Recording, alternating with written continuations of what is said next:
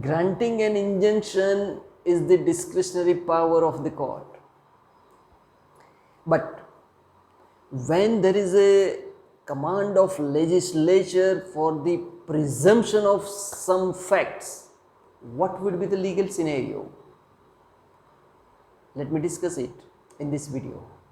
I am talking about section 29 subclause 3 of the Trademark Acts, which says that court shall presume it is likelihood of confusion in the minds of the people when, under which circumstances court shall presume yes it is confusion or it is likelihood of confusion.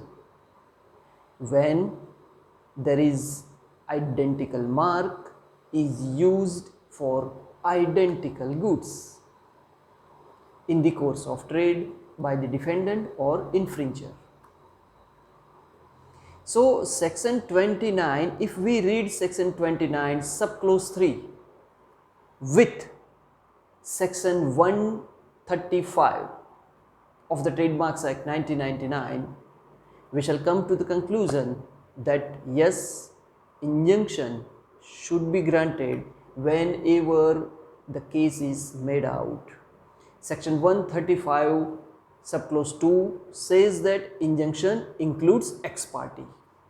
So ex parte injunction should be granted as well when the case is made out, when there is identical mark for identical goods or product in the course of trade being used by the defendant.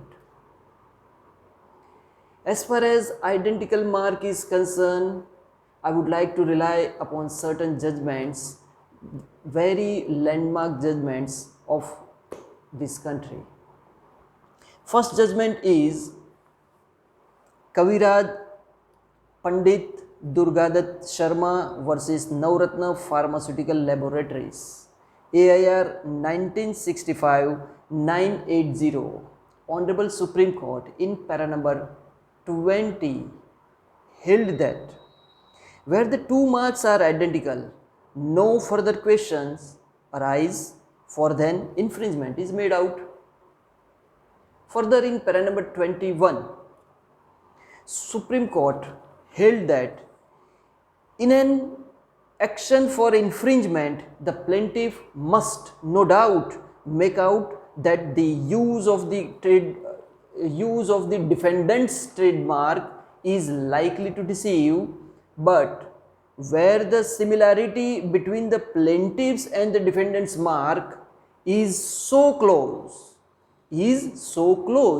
either visually, phonetically or otherwise, and the court reaches the conclusion that there is an imitation, no further evidence is required to establish that plaintiff's rights are violated.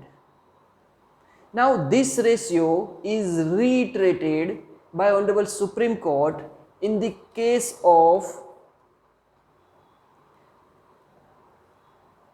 Parle Products versus JP and Company, Mysore, AIR 1972 SC, para number 8. The same ratio has been reiterated by Honorable Supreme Court in this case.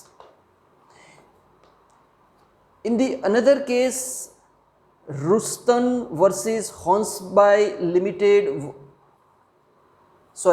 Ruston and Hornsby Limited versus the Jamindara Engineering Company, AIR 1970 SC 1649, para number 7.